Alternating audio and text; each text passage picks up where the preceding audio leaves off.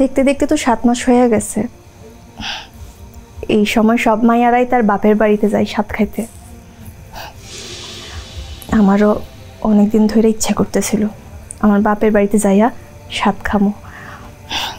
চলেন না একদিন আমার বাপের বাড়িতে যাই। কন না কখন যাবেন? তুমি তো ভালোই হিংসুটে, তোমার মনে মনে যে এত হিংসা, এই জিনিসটা তো আমি আগে বুঝি নাই। এইখানে আপনি হিংসার কি দেখছেন? আমার বাপের বাড়িতে যাইতে ইচ্ছা করতেছে, আমি তো শুধুমাত্র এটাই আপনারে কইছি। তোমার ইচ্ছা করতেছে নাকি একটা নাটক সাজাইতেছো? যেই শুনছো আগামীকাল কামগো বাড়িতে আমার ছোট বোন আসবো, ও আসলে তো বাড়িতে কাজকাম করতে হইব, তাই এখন একটা নাটক সাজাইয়া এই বাড়ির থেকে যাওনের লেগা এটা পাইতারা করতেছো, তাই না? আমি তো কই নাই কালকেই যামু। আপনার বই নাইবো, কিছুদিন ঘুইরা যাক, তারপর না হয় আমরা যামু।